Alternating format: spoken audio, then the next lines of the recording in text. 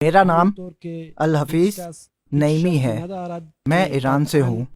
میرا سوال یہ ہے، جیسے قرآن میں کوئی شک نہیں ہے کہ یہ اللہ کا کلام ہے، کیا اسی طرح ہمیں حدیث پر بھی یقین رکھنا چاہیے؟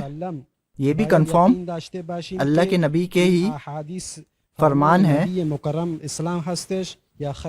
یہ قرآن سے ہی ہم اس کو سمجھتے ہیں کہ حدیث کی حفاظت اتنی، اللہ پاک نے اس کا بھی ایسا اہتمام اور ایسا انتظام فرمایا کہ الحمدللہ نے اپنے ایسے بندے پیدا کیے جنہوں نے حدیث کی حفاظت کی۔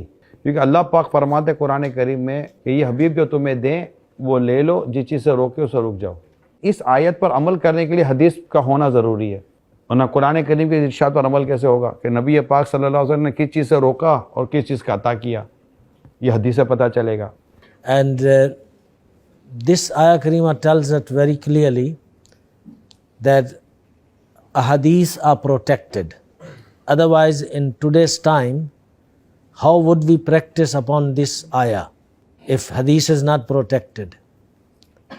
So, وَمَا آتَاكُمُ الرَّسُولُ, this kum, this pronoun includes each and every ummati of Rasulullah sallallahu alaihi wasallam till the day of Qiyamah.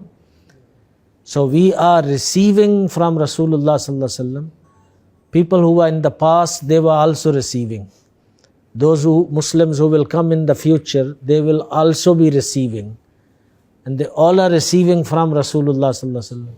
اور بھی کئی وجوہات ہیں، تو اللہ پاک نے اپنے ایسے بندے پیدا فرمائے جو حدیث کی ایسی حفاظت فرماتے رہے اور حدیث کے تعلق سے ایسا علم عطا کرتے رہے کہ الحمدللہ رب العالمین آج تک حدیثیں بہترین انداز سے ہمارے پاس محفوظ ہیں، جس پر ہم عمل کر کے قرآن پر بھی عمل کرتے، حدیث پر بھی عمل کرتے، کیونکہ دین کو سمجھنے کے لیے ان دونوں کا ہونا ضروری ہے کہ احکام تبھی بیان ہو سکیں گے جب قرآن حدیث، کیونکہ حدیث قرآن کی تفسیر بیان کرتی ہے۔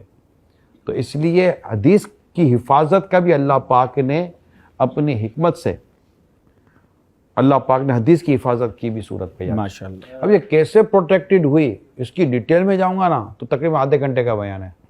پورا اسماء اور رجال کا بیان آئے گا، حدیث کی حفاظت کا بیان آئے گا، امام بخاری کی سیرت کا بیان آئے گا، کس طرح حدیثوں کی چھان بین کی گئی یہ پورا بیان آئے گا، موضوعات حدیث کیا تھی اس کا بیان آئے گا، پھر حدیث حسن کیا، حدیث غریب کیا، حدیث صحیح کیا، حدیث غیر حسن کیا، پھر پوری اس کی ڈیٹیل پہ بیان کروں گا تو بہت لمبا، مطلب نہیں، یہ پورا موضوع ہی الگ ہو جائے گا۔